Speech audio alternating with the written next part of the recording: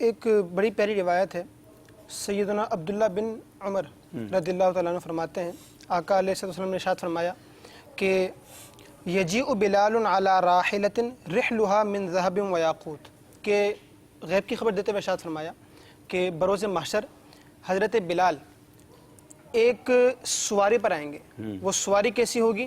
سونے اور یاقوت سے بنی ہوگی، معہ لواء، ان کے پاس ایک جھنڈا ہوگا، گویا کہ قائد ایک قیادت کر رہے ہوں گے، اور ان کی قیادت میں ہوں گے کون؟ یتبعہ المؤذنون، ان کی قیادت میں سارے کے سارے کون ہوں گے؟ مؤذنین ہوں گے دنیا کے، حتی یدخلہم الجنت، یہاں تک کہ حضرت بلال ان سارے مؤذنوں کو جنت میں داخل کر دیں گے۔ اور مزید فرماتے ہیں کہ حتی انہ یدخل من اذن 40 یوما یطلب بذلک وجہ اللہ تعالی، کہ ایسا شخص جو صرف دنیا میں 40 روز کے لیے اللہ کی رضا حاصل کرنے کے لیے اذان دے گا، حضرت بلال اس کو بھی اللہ کے فضل سے جنت میں داخل کر دیں گے۔ اور ایک اور حدیث میں آقا علیہ السلام نے ارشاد فرمایا کہ نعم المرء بلال، اللہ، آج ہم کسی کی اگر تعریف کریں اور کہیں یار کتنا پیارا اسلام ہے، یار کتنی پیاری عادت ہے اس کی، اور یہاں پہ آقا فرما دیں کہ نعم المرء بلال، بلال کتنا پیارا انسان ہے، حضرت بلال کی قسمت پر ہماری جانیں قربان، کیا بات ہے۔ وہ فرماتے ہیں کہ نعم المرء بلال، بلال کتنا پیارا انسان ہے، اور آگے فرمایا کہ ولا یتبعہ الا مؤمن، کہ بلال کی پیروی وہی کر سکتا ہے کہ جو کامل ایمان والا ہو۔ گویا کہ اس حدیث کی طرف اشارہ ہے کہ اصحابی کا نجوم، کہ میرے صحابہ ستاروں کی مانند ہیں، جس کی بھی اقتداء کرو گے ہدایت پا جاؤ گے۔ اور مزید ارشاد فرمایا کہ بلال سید المؤذنین، بلال مؤذنین کے سردار ہیں۔ اور ایک شاعر تھا اس دور کے اندر، اس نے سیدنا عبداللہ بن عمر رضی اللہ تعالیٰ عنہ، ان کا جو بیٹا تھا، حضرت عبداللہ بن عمر رضی اللہ تعالیٰ عنہ کے جو بیٹے تھے ان کا نام تھا بلال۔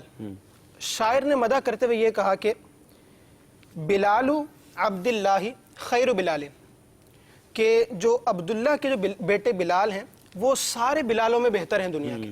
اس نے شاعری کرتے ہوئے یہ کہا۔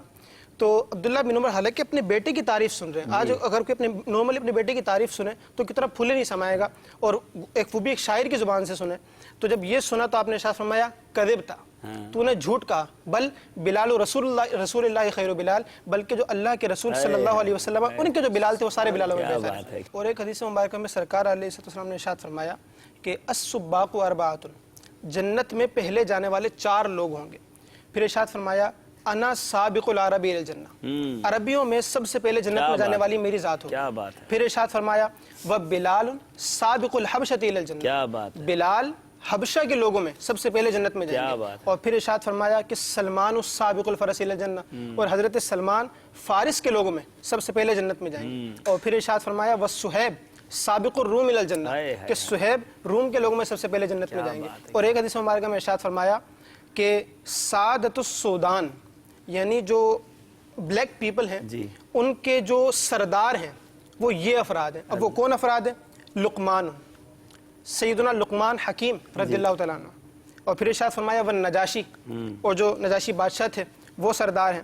پھر ارشاد فرمایا وہ بلال، اور حضرت بلال حبشی رضی اللہ تعالیٰ عنہ۔ اور پھر ارشاد فرمایا مہجا، اور حضرت سیدنا مہجا رضی اللہ تعالیٰ عنہ۔ اور ایک حدیث مبارکہ میں ارشاد فرمایا کہ اشتاقت الجنت الی ثلاث، جنت 3 لوگوں کی مشتاق ہے۔ کیا بات ہے، جنت 3 لوگوں کی مشتاق ہے۔ مدنی چینل کے ناظرین بہت خوبصورت بات کرنے جا رہے ہیں۔ جنت کی تمنا ہم ساری دنیا والے رکھتے ہیں جو مسلمان ہیں، عاشقان رسول ہیں، مگر جنت کن کا اشتیاق رکھتی ہے؟ سنیے اور ایمان تازہ کیجیے۔ جی فرمایا کہ جنت 3 لوگوں کی مشتاق ہے، ان میں سے ایک ہیں حضرت علی رضی اللہ تعالیٰ، واہ، دوسرے ہیں حضرت عمار رضی اللہ تعالیٰ عنہ، اور تیسرے ہیں حضرت بلال رضی اللہ تعالیٰ عنہ۔ اور صحابہ کرام کی نظروں میں حضرت بلال کا ایسا مقام تھا کہ بعض صحابہ تو حضرت بلال کو جب تک خلیفہ نہیں بنے تھے سیدنا صدیق اکبر، ان کو صدیق اکبر پر بھی فضیلت دے دیا کرتے تھے۔